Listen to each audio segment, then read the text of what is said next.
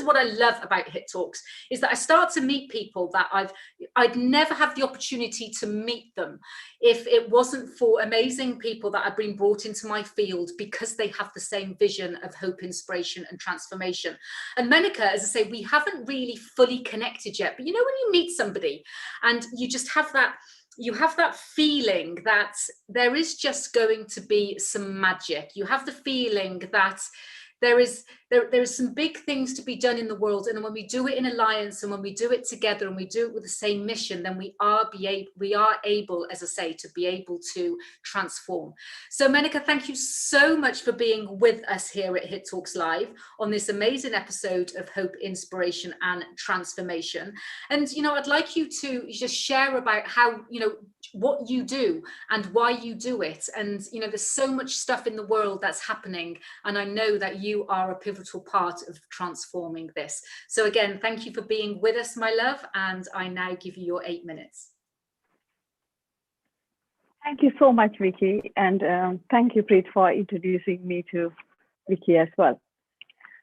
So hi everyone, for whoever is listening today. And I was thinking, listening to both the speakers before me, and what an inspirational and transformational journey they have had, and they really shared it from their heart. So from there, I would say, for me, having the freedom to be who you are is a fundamental right, and I think it is a need for every single person. I can say this from someone being a war victim, being a migrant, having had mental health issues, and 2 relationship breakdowns. And it's no secret, I tell it openly often enough, so that gives hope for someone else. In my opinion, we are all unique, different, but at the same time, we are very similar. I was just reading on the other day, it says it's 200 to 300 billion genomes, but 99% of it is the same. How ironic is that? So I think, in my opinion, someone tries to invade or impose their values or thoughts or ideas into somebody else, I think that becomes an intrusion. We feel uncomfortable. Mostly we feel it in our body. In our heart rate goes up, or we feel a bit dizzy, we feel uncomfortable, we are sad, we are angry, we go through myriads of emotions. But why does that happen? Because we all have our own values, so does other person. So I think Mahatma Gandhi says it best: if you want to change the world, you have to start the change from you. And like others have said before, it all starts from you and ends with you. But for some reason, as children or as young adults, we pick up the belief that we are not good enough. And that's the gateway, I think, where all the other values and thoughts and beliefs, everything gets pulled into us. And then we feel very uncomfortable about it. So we find it very difficult to change ourselves, but somehow we feel it's easy to change other people. And we have our own desires and fantasies and our model of the world, but we often don't realize other person also has their model of the world, their perceptions, their desires. So I think it all has to start there, because when you think each person is different, and it all starts from knowing the differences and then working from there, I think it becomes so much easier. So saying all this, I think the number one requirement is manage and lead ourselves emotionally, and even our thoughts, our actions, how it impacts on someone. So I can tell you, ironically, being in the war zone, I learned how what you say or think or do can affect a lot of people, a population, a society, families and cause distress, loss, and heartache. So I kind of imbibe that from a very young age. However, you also become this person who wants to maintain the peace at any cost, which is also not very good. Because very recently, someone told me, why do you always try to avoid conflict at any cost? And that, that was that ha moment for me.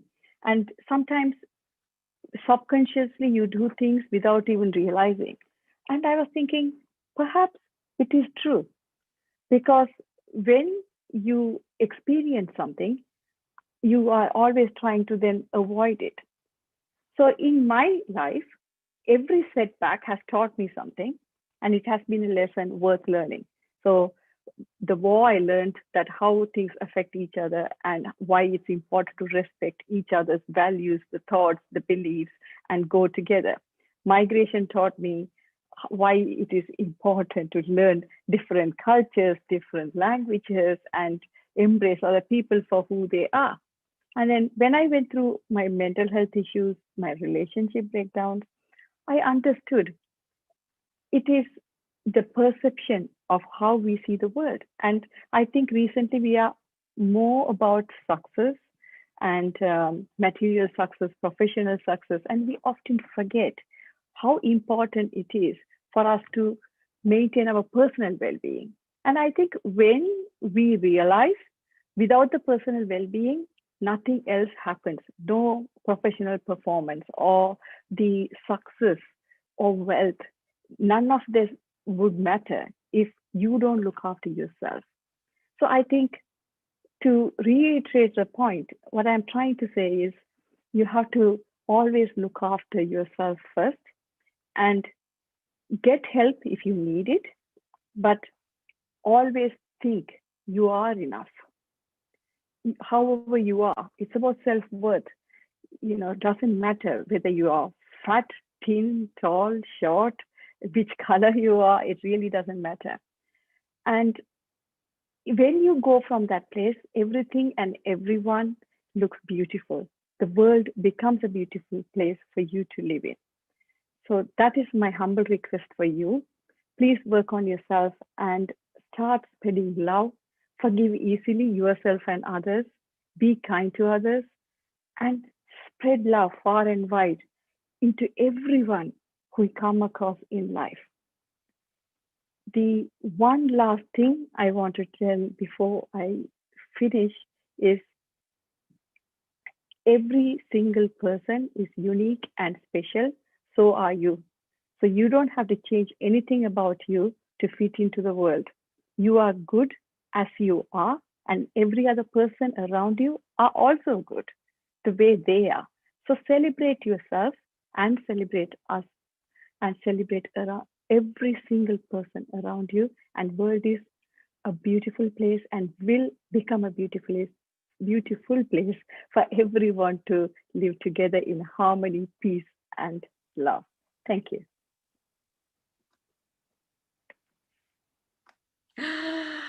Oh, I love that. And as you said, I'm sat here and I'm stood here actually, and I'm listening to every single word that's vibrating into my field, and the positivity of you talking about words and about smiling. And then I see that smile behind you as well. And just, just to reiterate as well, how much does it cost to smile at somebody? Walking down the street, going into a supermarket, how much does it cost? And, my children say to me, Mum, don't you go over the top sometimes with the checkout assistants or the people in the supermarkets? Because I go there and, however grumpy I might feel, and I get to them and I just think, what they're doing their job, they're doing whatever they're doing. And, you don't know their circumstances. They might look as miserable as sin. But it goes back to the story that I've said before of a gentleman being on a train, and he sat like this and his kids are running around and screaming and just going mad, and a lady came up to him and tapped him on the shoulder and just told him how irresponsible he was, and that can't he control his children, he shouldn't have children if he can't control them. And he just went, excuse me, ma'am, they've just lost their mother this morning, so I'm trying to find a way to explain it to them. You know, again, we don't know circumstances, we don't, you know, we got to kind of sometimes think about when we judge. There is 60,000 thoughts that go through our mind every single day. And out of those 60,000 thoughts, you know, if we can make the higher percentage of those be happy, the higher percentage of those to be on a high vibrational frequency, and then it's a ripple effect because we are all energy. Don't know. Maybe you can answer that own question. just another thought out of the 6,000 that we're going to have today and this evening. So anyway, thank you so much for being with us, my love, and for your amazing smile.